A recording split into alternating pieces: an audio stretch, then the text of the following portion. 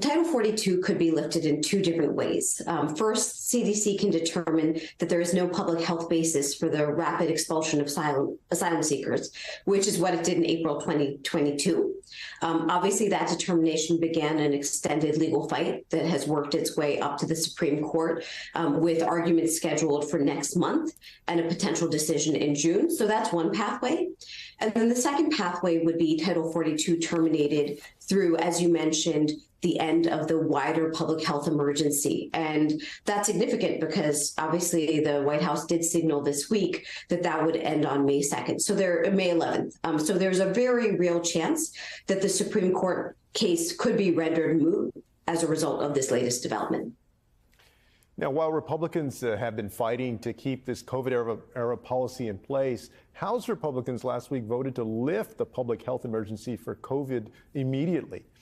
What does that say about their real motives behind the continued push for Title 42?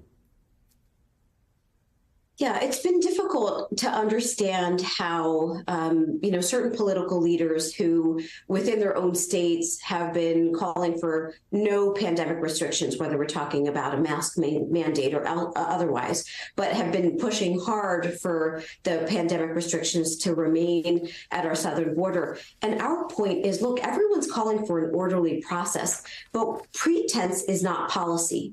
And the reality is that even when Title 42 was instituted, public health officials at that time said there was no rationale for it to be used. We already had quarantine measures in place to protect the American people. And so this is where we need to return to a more coherent policy of what's required at the southern border. The Biden administration recently announced its Family Reunification Task Force has united more than 600 children who were separated from their loved ones by the Trump administration, and yet nearly 1,000 children remain separated.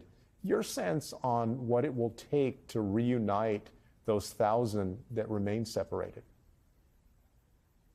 Appreciate the question, because in 2018, my organization, LIRS, was one of the two that the federal government turned to reunify kids with their families. And it has been a heartbreaking several years to think about families that continue to be separated. And as you noted, in terms of the numbers, the majority remain divided.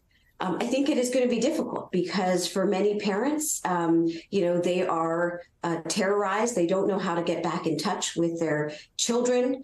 For the children, the idea of waiting now a few years to see a mother or a father, the trauma that they've been going through has been horrific. So unfortunately, I can't say that I am entirely optimistic that 1,000 number will decline. But given that this is a moral stain on our nation, we have to put every resource we can towards reuniting these families.